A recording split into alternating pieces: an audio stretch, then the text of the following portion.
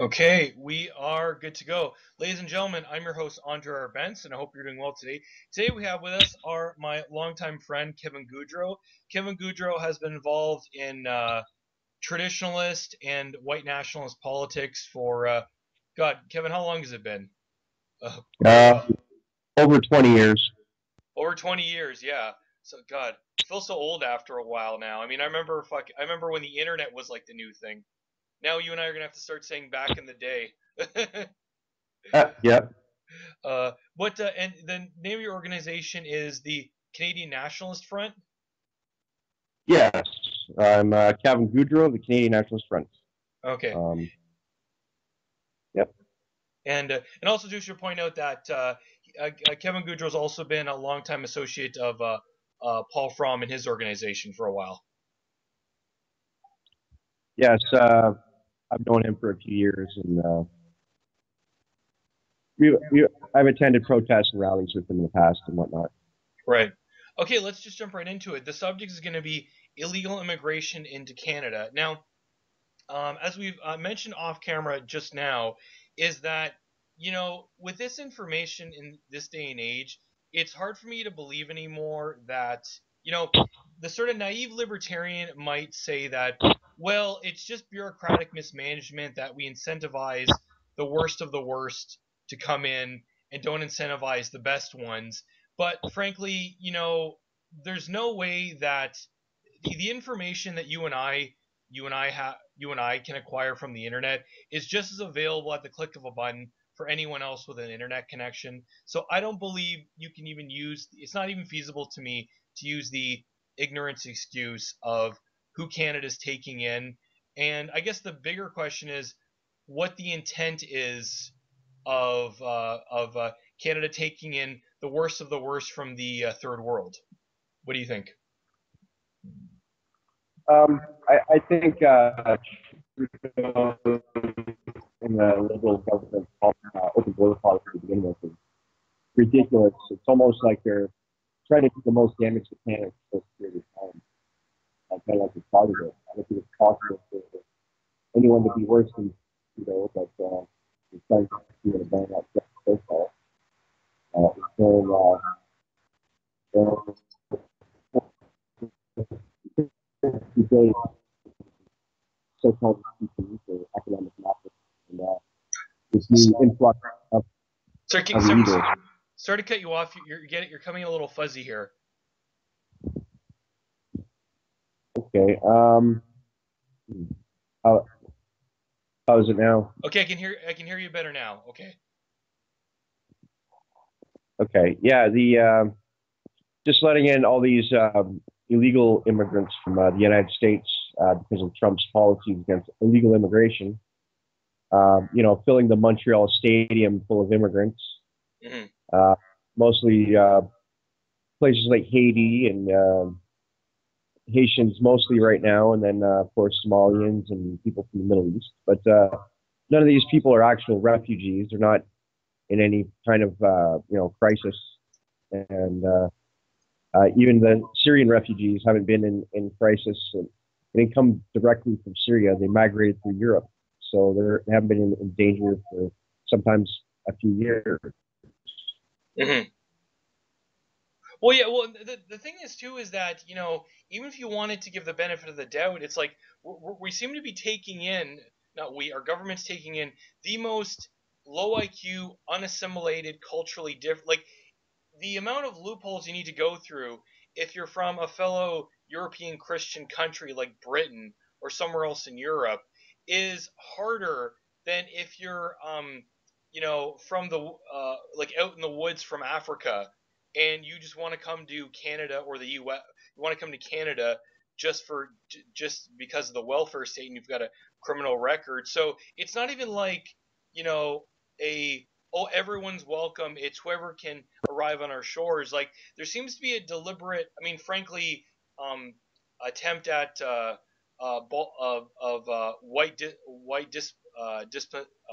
white displacement. I mean, you don't hear. I mean, everyone that I've talked to that I know that's a white immigrant that's from another white Christian country says they have a stack of documents they have to go through to get here. Whereas, it can't be a coincidence that the people that find it the easiest to get here are the most unassimilatable and absolute drains on our society.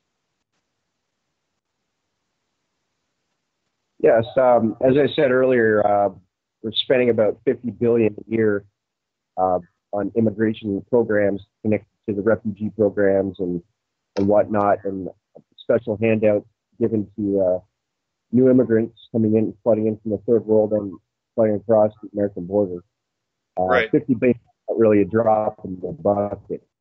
It's quite a lot of money, and people like when they come here, they're privy to certain things that we're not, the average citizen, such as business grants up to $50,000, free lease on a car for a year, free daycare, and most of them would be shocked to find this out. Right.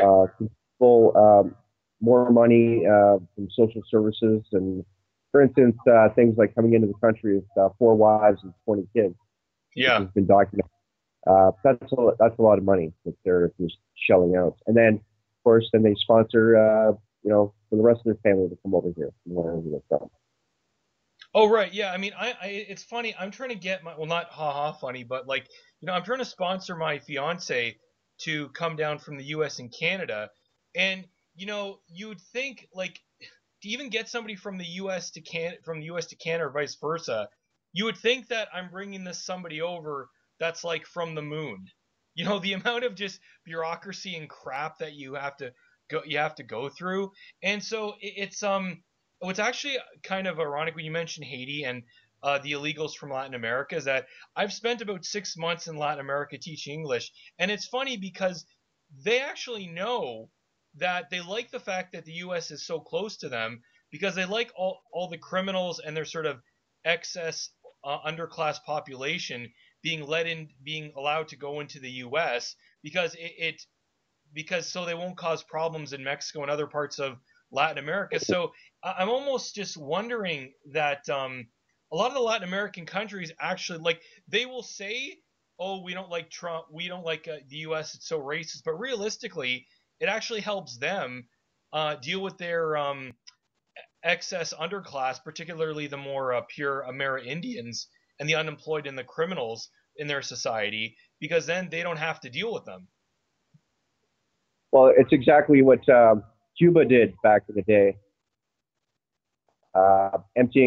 Fidel emptying his prisons and asylums, Mm-hmm. and basically telling them to get out.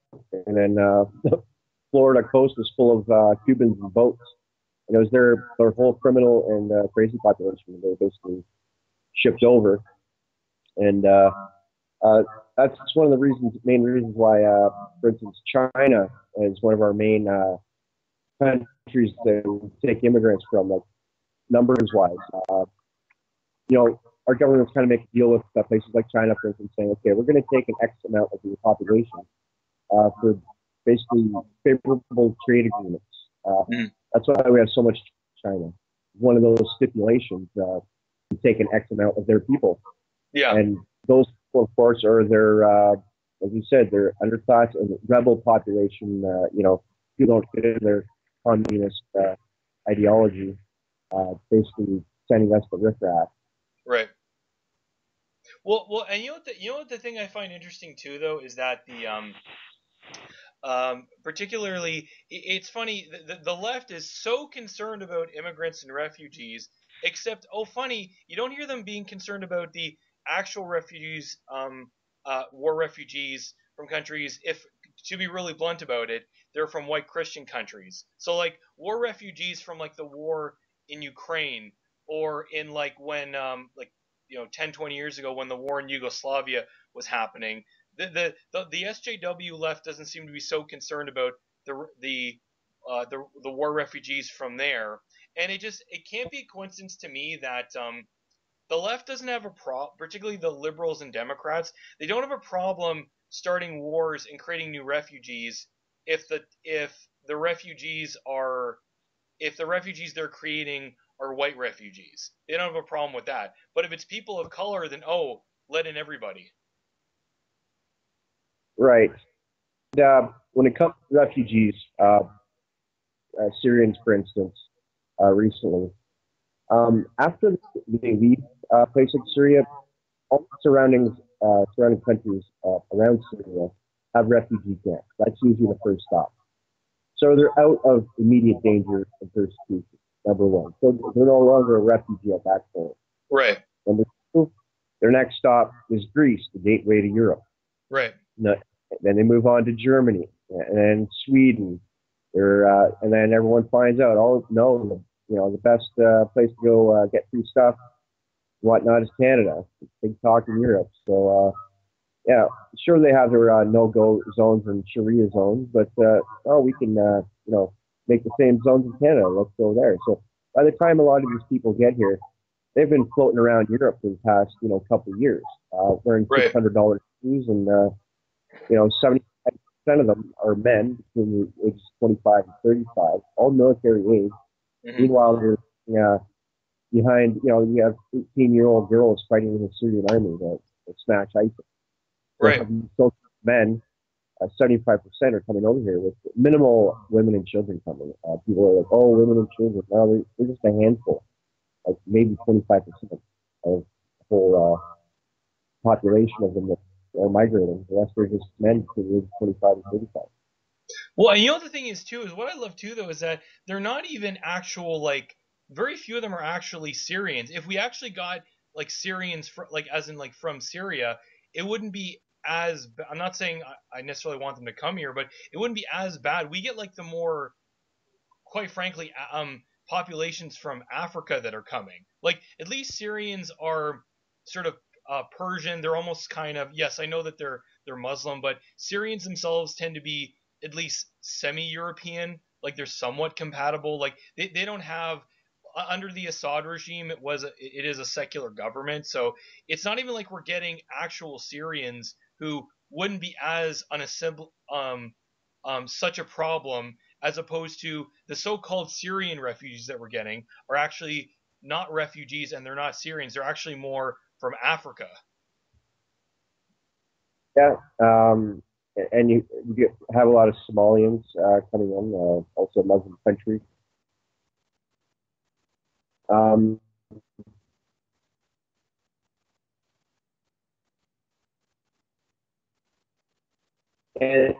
there's still, and a lot of them are Muslims from just because of shifts in power and balance in the region has been askew for a while.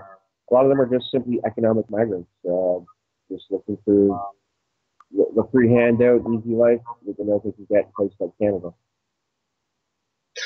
Well, you know what I think is that it's starting to become incredibly sad when it seems like in the Middle East, particularly with the government of Syria and Iran, it seems like those areas seem like they're more safer for Christians to be in than parts of the West, which is really sad if you think about it. I don't know. I know that Christians even leave places like Egypt and not to mention other places like Jordan and Saudi Arabia itself. It'd be pretty hard pressed to admit anybody that you're Christian. And I think even the accusation you end up in serious trouble and lose your life. Well, you know what I find so ironic and so, of course, incredibly hypocritical is that the feminists and the gay rights folks that are so against patriarchy and misogyny, but yet when it comes to Islam, they are deafeningly silent.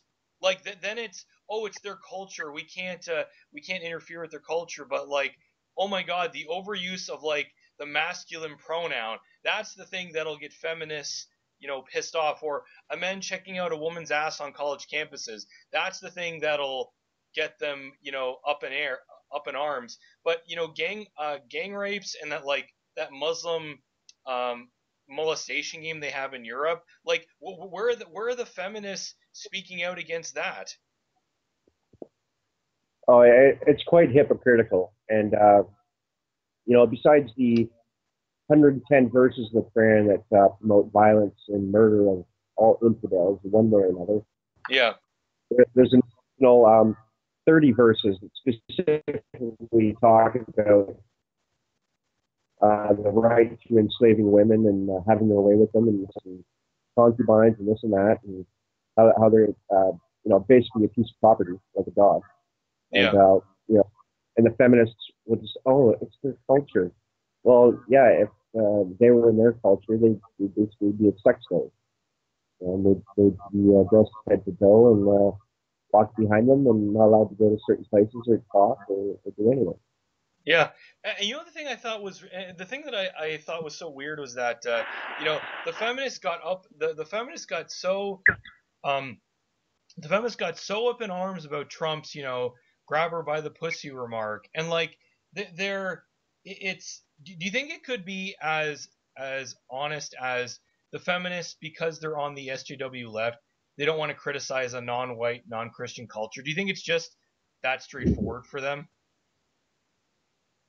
Yeah, I think it's just the massive forced white guilt um, complex that people are kind of made to have nowadays, and it's so politically incorrect to even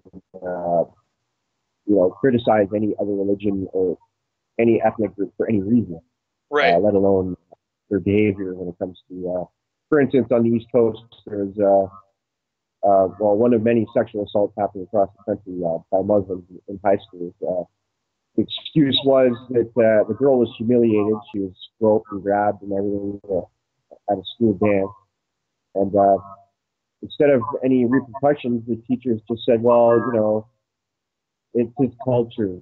He didn't know any better, and yada, yada. Yeah, if anybody else did that, Right. they'd be locked up in jail. There'd be all this big upheaval. But oh no, it's we have to understand the culture and where they came from, and that's okay. And this girl is probably starting her life. Well, and the thing is, I know when you brought up sort of there's sort of the elephant in the room is that I don't have a problem with other people's having their own ethno state, but it's just Israel Levant, to his credit, has made a good point about this, is that if Jews want their ethno state with the state of Israel, then but like you hardly get any criticism you mean some segments of the left will criticize Israel, but like a lot of the same left, to be blunt about it, left wing Jewish groups, they want open borders for the West, but they want a wall in their ethno state in Israel. Now, to me, it would be one thing if they wanted an open borders for both the West and Israel, but the fact that they blatantly just want one and something else for their ethno state is just blatant hypocrisy. Like, I actually, in a weird way, I think it's at least more consistent with some neocons and some Christian Zionists who at least say, right, Israel should have a wall to keep out the Muslim tide of color, but so should the West. Right. It's quite hypocritical. Like I've criticized that in the past. It is technically an apartheid state. How they treat the Palestinian Arab population. When somebody leaves, there's no return. A lot of displaced, a lot of Palestinians displaced around the world. And some are still living refugee camps. Open since mass expulsions in the 70s now. Like Lebanon and other places over in Israel. So sorry, Kevin, you're breaking up a little bit. Oh, is that better? Yeah, that's better. Yeah. Yeah. So it is hypocritical. They're the way they've basically become what they claim to hate. They're basically, I call them the Nazis in the Middle East. Basically, yeah. They basically learned from the National Socialist State, Germany, and took that with them to Israel, and they're basically implementing what they claim to hate and despise, and using the guilt of World War II and persecution to kind of push and guilt trip people into not questioning their apartheid state.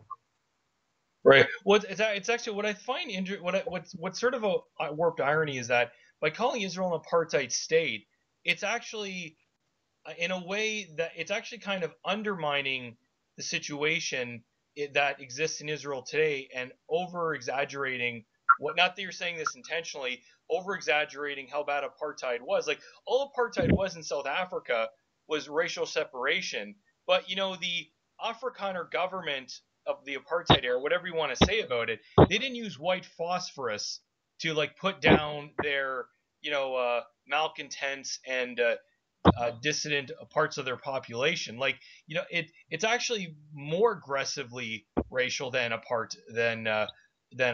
What exists in Israel today? Oh yeah, I agree. It's just it's just a new term for Israel now. The apartheid Israel. Right, Uh, just for the public, I think to make a comparison right, to because it's not exactly uh, it's a mild form of kind of like worse things that have happened in the past. Um, right. as like subjugation of people and whatnot. But apartheid is more recent, I think, Mhm. example that we compare to. Right. Well, you know what I find interesting too, though, is how the SJW left has taken groups like the easy example is the Amerindians and blacks that have lived in lived in North America for like hundreds, if not well, the American Indians, in the case, thousands of years, and yet they've somehow gotten this idea that because Muslims and Africans and Arabs, etc., coming in are people of color like them, they're supposed to feel this weird artificial sense of solidarity just because they're not white. But I mean, and Jared Taylor has made a point of saying this though, is that if the black community, if the leaders of the black community genuinely had the best interests of the black community at heart in North America, they should be against all these illegals and so-called refugees coming in, because it's gonna undermine the wages of the working and middle class, regardless of what color they are. Right. Just like these, like the bogus migrant worker program that we have in Canada. Yeah. Bringing in temporary foreign workers and whatnot. They're basically Tim Hortons and places like that are hiring them in droves, and Right. they're only supposed to be temporary workers. And that cheap labor is basically people like a lot of those people are working for way less than minimum wage, Right. especially when it comes to farm work and whatnot, and Hmm. uh, you know picking fruit or whatnot.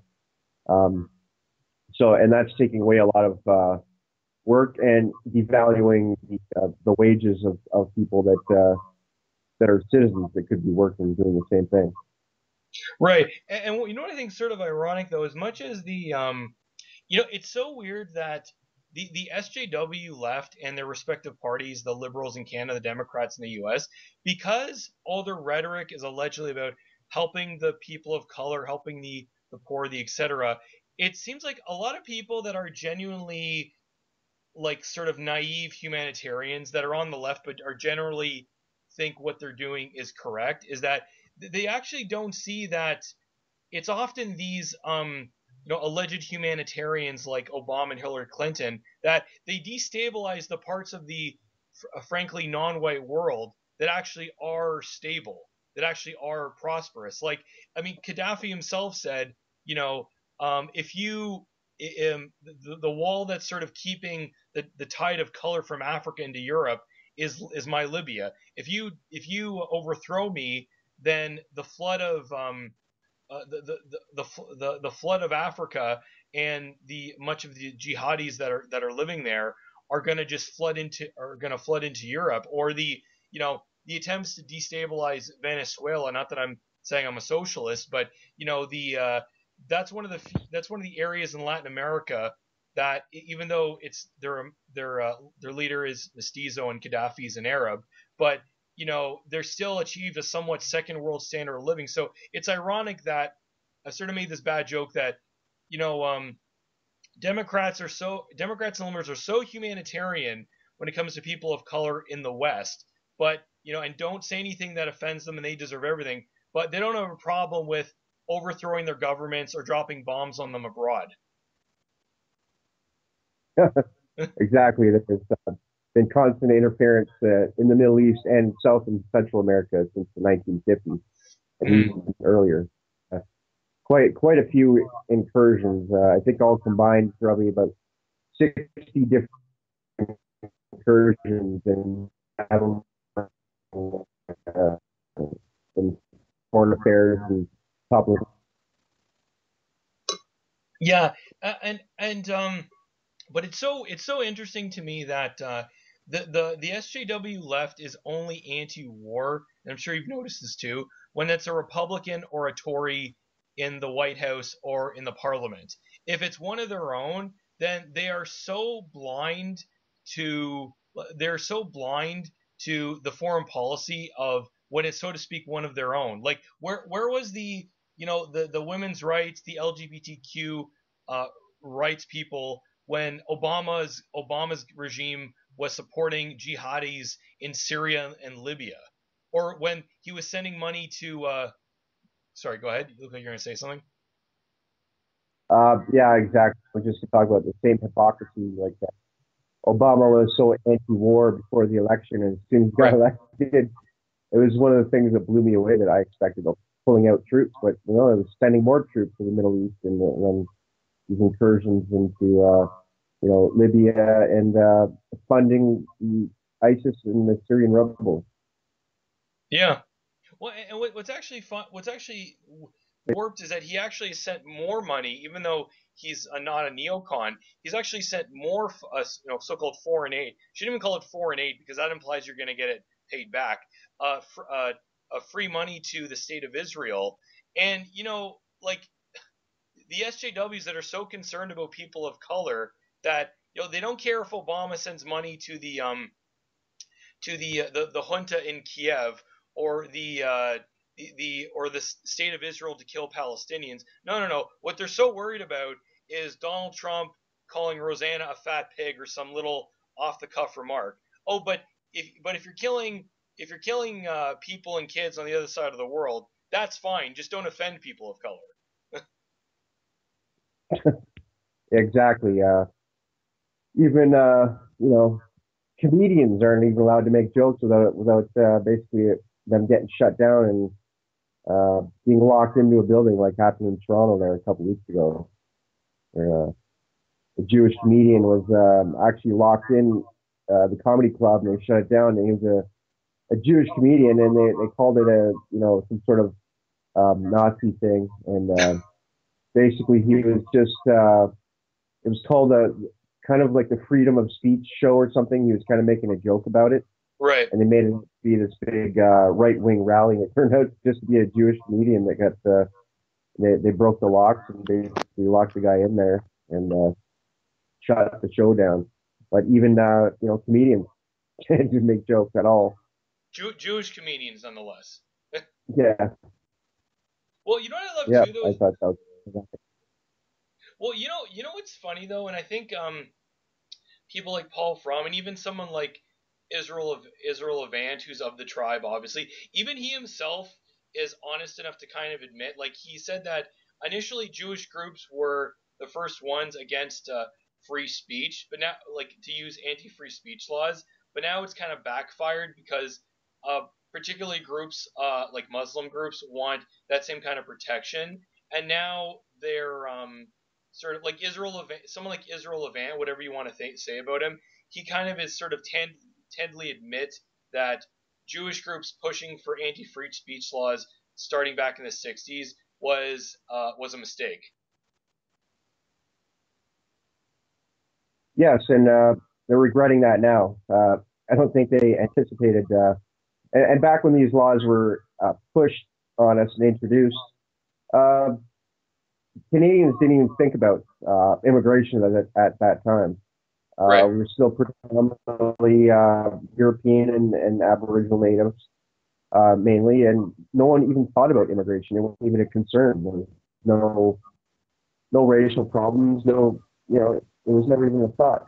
And then it kind of pushed on us, and I don't think they could foresee the flood of Muslims that want to kill both Christians and Jews coming into the country. And like you said, it totally backfired on them.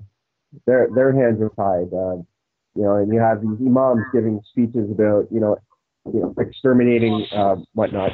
Oh, hang on a second. Sure, no problem. Sure.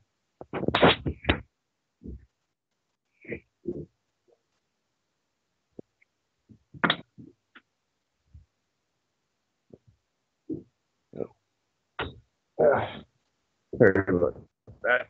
Somebody at the door. Okay, no worries. Okay, I'm back.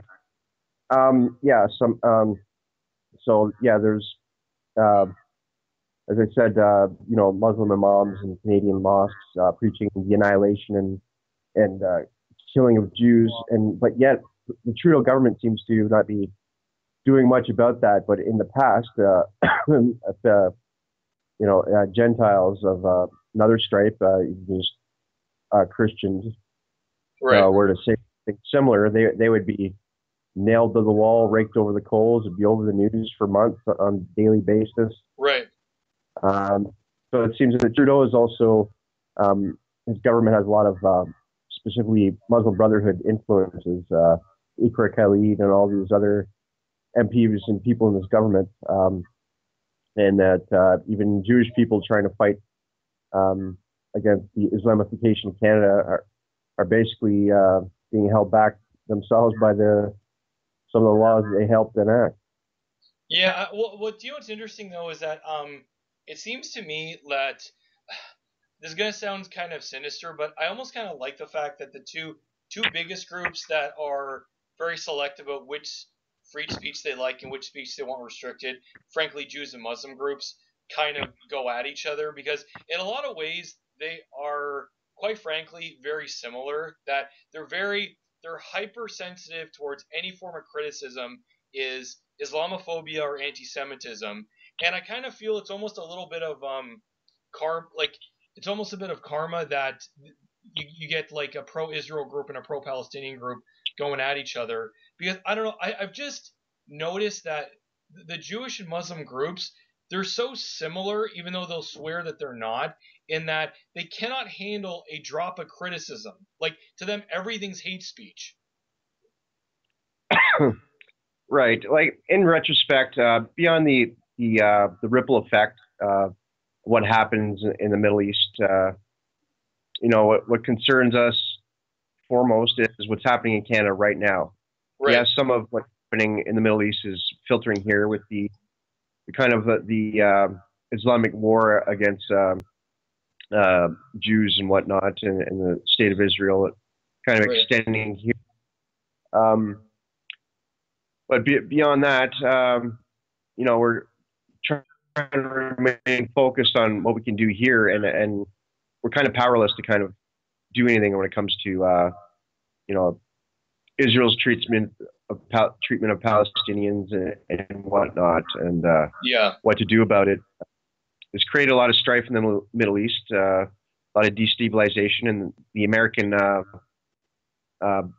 being influenced by Israel, Right. and their policies to enforce it, and kind of as a threatening force, as a bodyguard, and then Canada gets dragged into it like it's U.S.'s little brother. Right. And when our main focus should just be, what's good for Canada, and try not to do what we can to stabilize the Middle East from how we've ruined it, basically by Right. meddling. But beyond that, trying to keep a focus on our own soil, and helping our own people, and closing our borders, and overhauling our entire immigration and refugee system. Oh, totally. Yeah. Well, it's funny though how well, not how funny, but it's funny though how Canada will send troops to like the most far-flung areas of the Middle East, and yet somehow we can't secure our borders to stop these illegals from coming in. We can be deployed to make sure Israel's borders are secure or Saudi Arabia's borders are secure, but no, we somehow can't stop these illegals from coming in this from the U.S.? Oh, well, it's, the largest open border in the world. There's many places just to walk across. I was actually speaking to one of the farmers in Manitoba that his property is one of the main properties where they were flooding in the wintertime. Mm. And he'd say he never saw a cop in sight. No RCMP, nothing. And he said all you'd see every day is reporters coming to look for border jumpers, and all you see is hundreds and thousands of footprints in the snow. But he said, and they'd all come in, and he said a couple times immigrants, these illegal immigrants would be knocking on his door at 3 o'clock in the morning, and then he'd call the police and whatever, and they just put them up in a local hotel if the Salvation Army is full, and take them in, and instant health care and instant everything. Shit. I mean, you know what's actually ironic though? There actually is kind of in the Middle East, there's sort of a myth that Israel and radical Islam are actually enemies. More often than not, Israel will support the radical Islam against the more sort of secular type that, let's say, runs the secular form of Islam that runs Syria or that used to run Iraq under Saddam Hussein. Like, more often than not, Israel actually, even though they'll portray themselves as being, on the forefront of fighting terrorism, they actually like supporting Islamic fundamentalists because they can often be used to do their bidding to destabilize some of their geopolitical rivals. I mean, lest we forget that the big supporter of Iran after the Iranian Revolution was they bought weapons from Israel.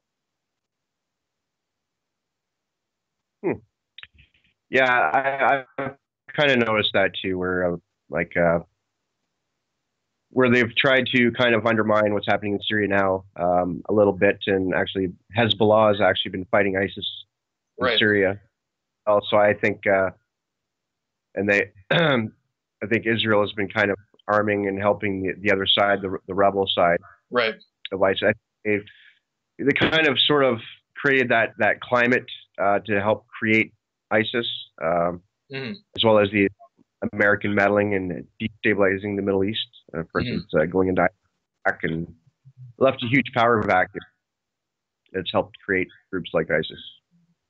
Well, yeah. Well, the thing is, I should say for the record that I like the idea of a people wanting their own ethno-state. Obviously, you and I, can't be opposed to that in and of itself. Like, I don't have an issue with Jews wanting their own ethno-state. What my problem with Israel as what it's doing now is that it's destabilizing and causing problems all over the world by either encouraging so-called refugees into the West to cause demographic displacement, or supporting terrorists in the Middle East to destabilize some of its secular rivals. It's the Israeli lobbies pushing the West, and particularly the United States and Canada, into wars that doesn't belong to. I mean, that's the main. Like, I think it's sort of a straw man when apologists for Israel say, "Oh well, people just don't like Israel because it's a Jewish state." Like, no, the reason why people don't like you is because you're, frankly, an international, part of my language, fucking nuisance. Right, and just keep supporting open borders for Israel. Yeah, since the Jewish groups will tell you that diversity's so the West strength, we better make sure they become more Western and enjoy that diversity. Right, and they recently had, I believe it was mostly Somalian refugees, or Somalian Jews. There were some refugee camps in Israel a few months ago, and they burnt them down. They let the citizens burn down those camps. Yeah, well, so because they weren't ethnic Jews, I think they were just Jews by religion, but they weren't ethno Jews, as as they would call themselves, Semites or whatnot, or Israelites, right? In their terminology. Mm-hmm.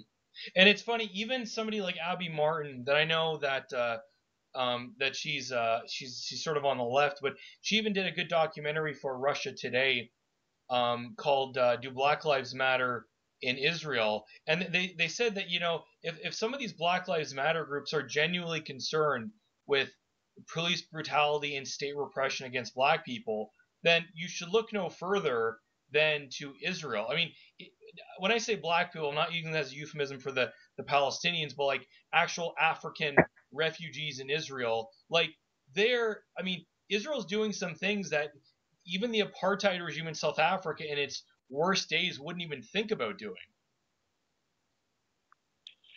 Right.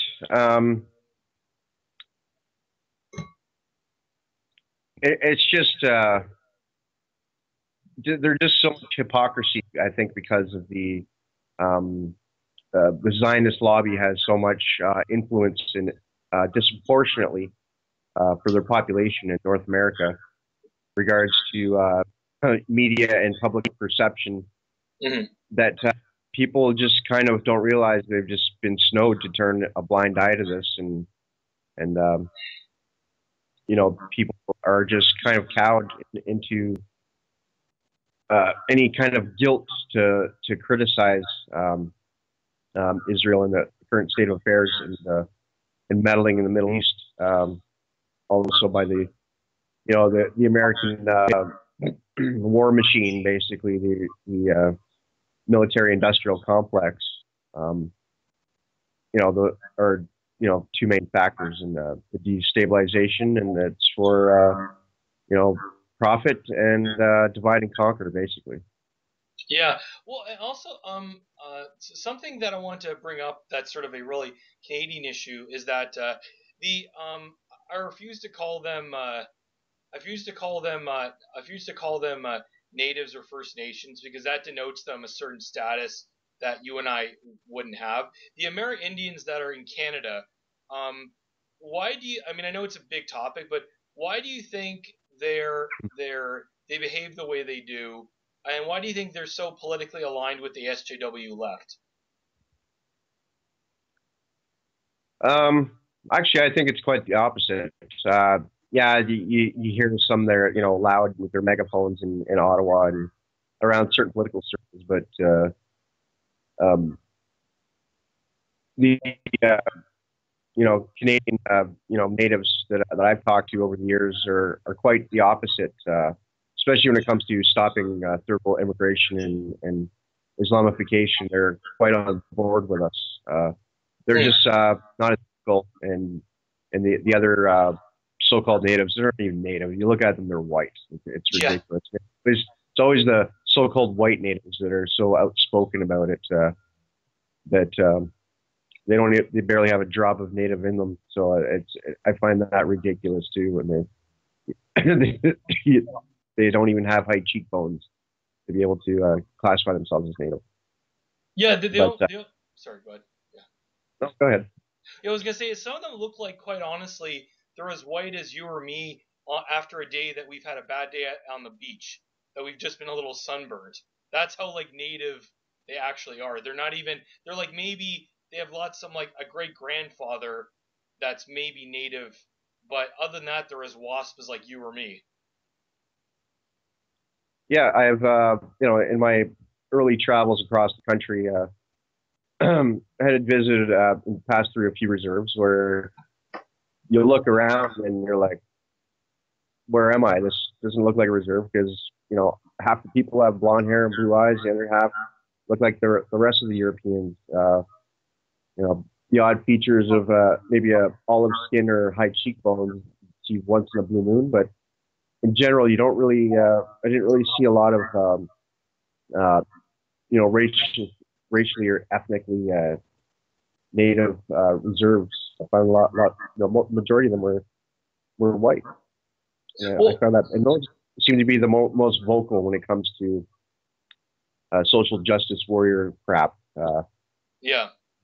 and not the actual natives in general. But when you talk to them, the ones that aren't around Ottawa or political circles, They're kind of like the average Canadian population. They just don't agree with the current state of affairs when it comes to immigration and whatnot.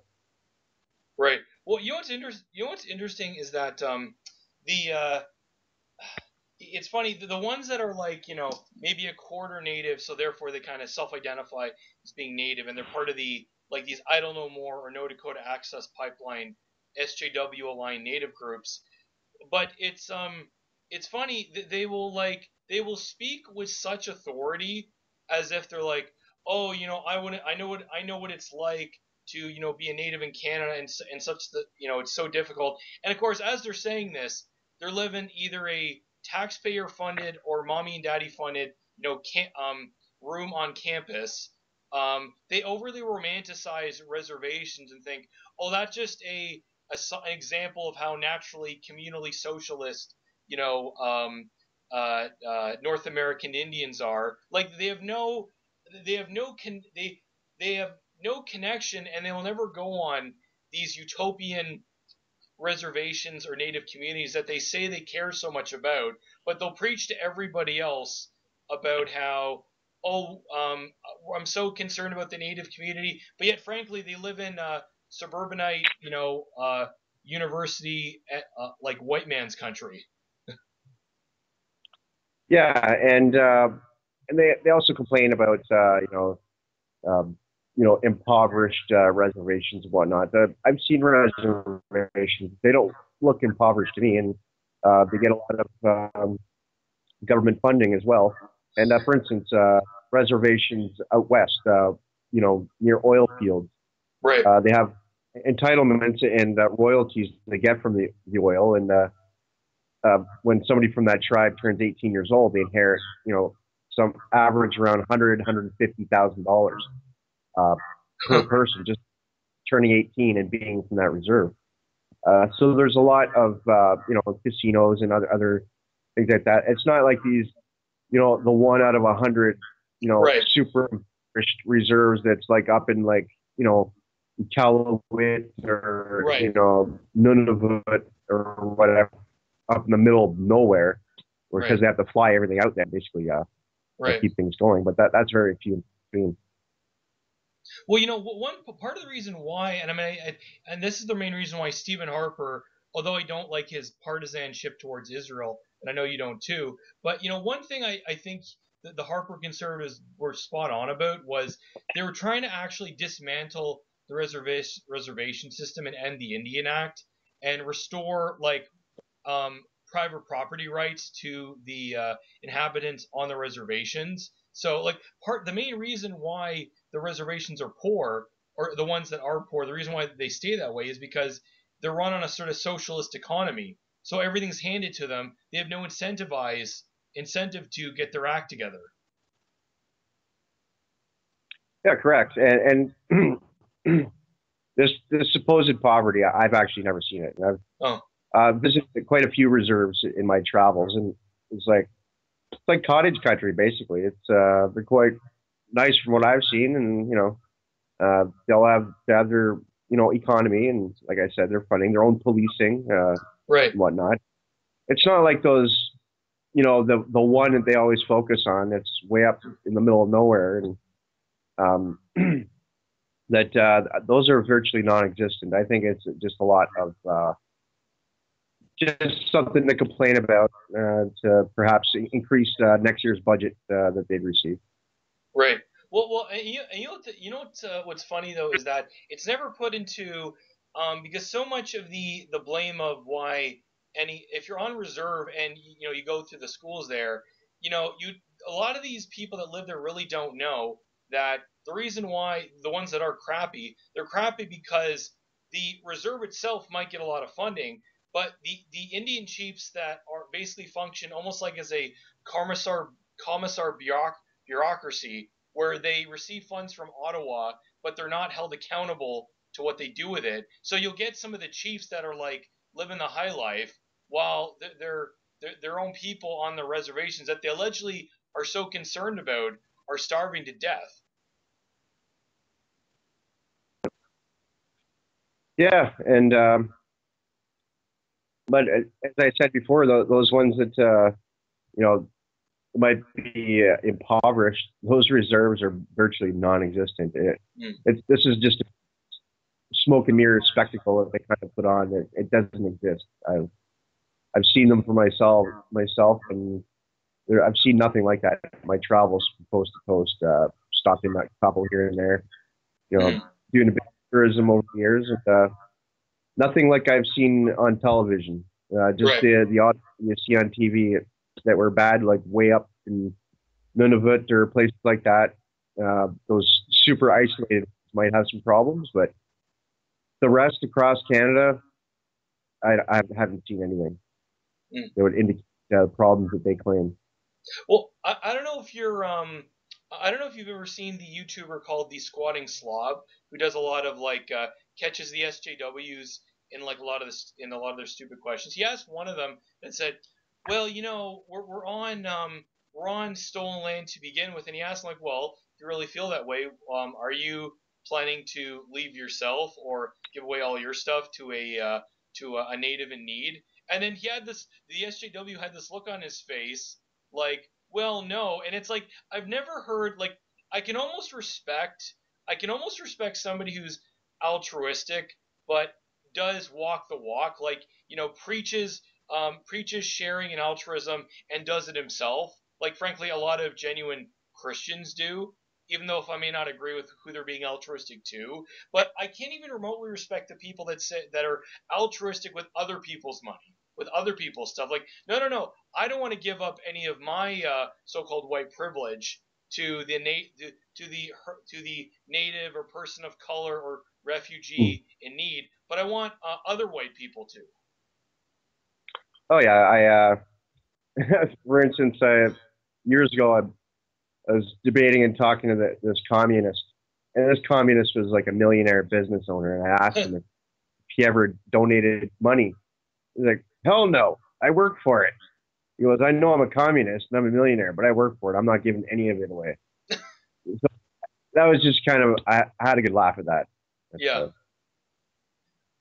Uh, but it's so weird. Do you ever think that because a lot of SJWs, and I guess you could say the same thing for neocons, because they kind of live in an echo chamber, and they're generally not used to people that call them out on their hypocrisy. Do you think some of them really are that, like, I've trouble getting my head around you can be that oblivious to your own hypocrisy, or do you think they know it and they just don't care?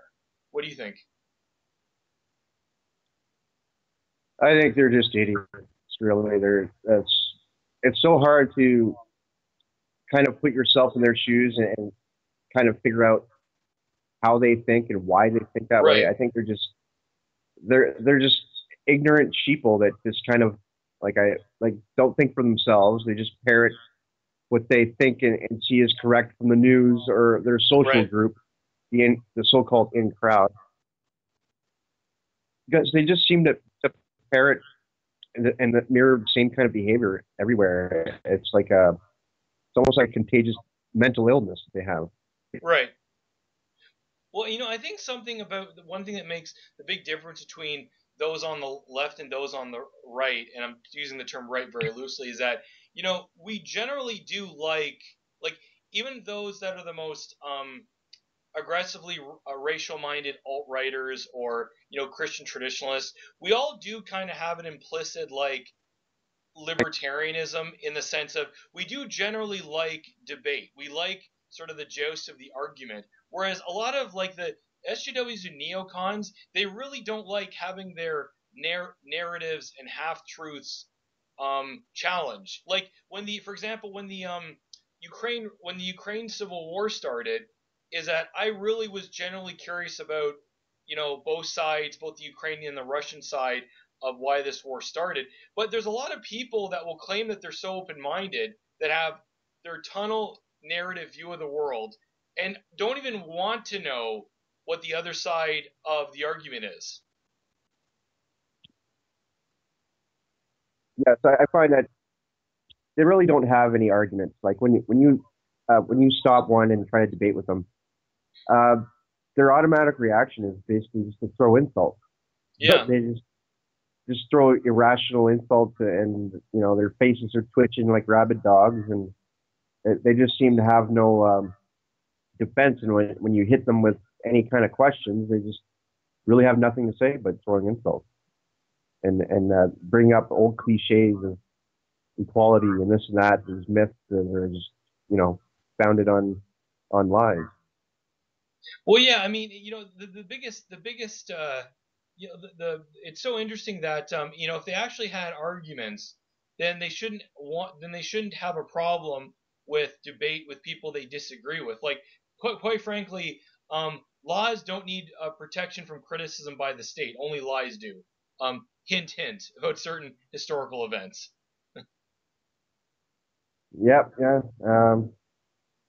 There's it's basically a minority of let's say special interests and elitists that basically help to shape and form public opinion and what people believe in, because people rely so much on the media.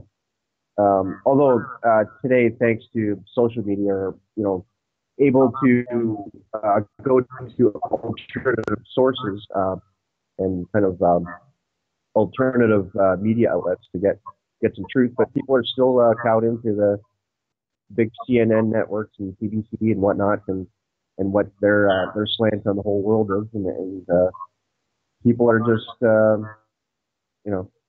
treated like mushrooms. They're put in the dark and fed crap, and they just they accept it happily. I think it's because here there's no absolute poverty or strife, as opposed to, like, say, a third world country, that as long as they got food in their bellies and they're getting their government assistance and whatever, and they're not starving to death, they really don't care, and they'll just do whatever the in-crowd does, what the Joneses do next door, type of thing. Well, you know what? It's funny. I hate to say it. Like, obviously, I don't want Canada, although it may be inevitable the way things are going, to go to a second or third world level of poverty. But I'm almost thinking when I spent my 6 months in Latin America, is that one thing I noticed is that when you have to deal with actual, like, second world level of poverty or actual police brutality, right? Like police cracking your skull in at 2 p.m. with not giving a shit if there's cameras everywhere. When you have to deal with actual problems, you kind of don't have time. It kind of shakes the cobwebs away of you don't have time for all this social justice warrior nonsense. I mean, there's almost this. I don't want to say I want to be like Canada, be like Mexico or Colombia, but one benefit of when you have actual, except for actual political strife or actual poverty, it does sort of make you can't afford to have these like castle in the sky ideas of equality and justice. No, that's just people's naivety and looking at the world through rose-colored glasses. That they don't really see what the world's really like, what it's about, and how the system actually works. They just basically go with their spoon-fed. Mm. Yeah, last thing I'm going to mention because I got to wrap this up now. It's been a good it's been a good talk. Now, I know the more I know some of the more I know some of the alt writers and white nationalists don't like rebel media for obvious reasons, but to be fair, considering who owns rebel media, they've actually come out in defense of Holocaust revisionists, and I'd have to say, considering that the rebel media is open about their pro-Israel bias, to their credit, they're not hiding it. I kind of have a level of respect for them that they went out on a limb and would defend the free speech of Holocaust revisionists like Ernst Sundel. What are your thoughts about Israel Levant and the rebel media? Well, until recently, I actually really liked the rebel media, despite their stance on Israel for obvious reasons, Right. as being Jewish and whatnot. But I really liked a lot of their shows and different broadcasters, newscasters. But recently, after basically firing Faith Goldie for her Right. coverage of Charlottesville and accused of being too involved in the alt-right and perhaps supporting certain views, which we do have a lot of similar views, even though I don't think she's a white nationalist or anything like that, just a patriot. Right. And a Christian, and against the Islamification of Canada. Hmm. But after firing her, I just kind of stopped watching. And the other guy I liked was Gavin McGinnis. And he's Yeah. got a lot of good opinions, and but he's left. He's doing a different radio show now. But I think I'm pretty well done with the rebel media after submitting to political pressure to get rid of Faith Goldie and whatnot when all she did was cover the story and was at Charlottesville. So, but uh, uh, before that,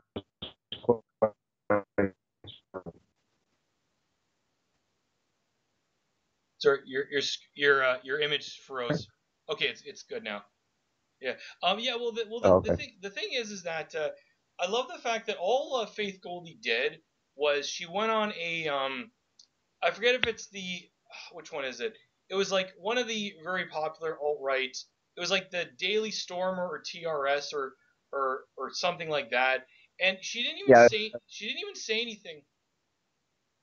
say anything specifically racial. She just reported on what she saw. Like I personally don't think Faith Goldie is a white nationalist, but all she did was report on the Charlottesville fiasco. That's all she did.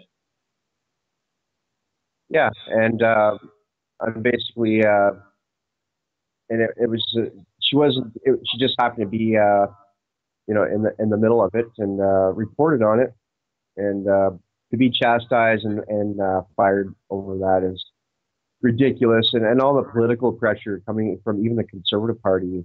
criticizing the rebel and Goldie and whatnot. You know, I don't think I'll watch any more of their stuff after this whole fiasco. Before that, though, I did watch a lot of their stuff. Right. Well. The thing is too is that I feel like the only political party that's even remotely fighting back against the cultural Marxism is, and I know it's a minor party, it's the Christian Heritage Party, just because they're specifically, um, you know, Christian traditionalists. They're specifically pro-life. They're specifically like fiscally and socially conservative, and they make a point of saying it. Like I don't know if you have any opinion about the Christian Heritage Party. No, I don't really remember much about them. Just that perhaps when it comes to moral issues, probably better than a lot of other parties when it comes to morality in that sense, Yeah. in conservatism. But other than that, I don't really know much about them. Well, last thing I'll leave sort of on a good note is, you hear about Ford's brother is running for mayor of Toronto. I heard something recently. I wasn't sure what it was exactly that he's running. Yeah. Okay. Well, anyways, ladies and gentlemen, I've been your host, Andrey Bench. Thank you for joining us today. We've had with us Kevin Goudreau, and where can people find you your other online? It's my at blogspot Canadian Nationalist Front. It's WNF uh, WNF Canada blogspot.ca, Mm-hmm. and then the other site there's a link to it, but or email me at Kevin _Goudreau at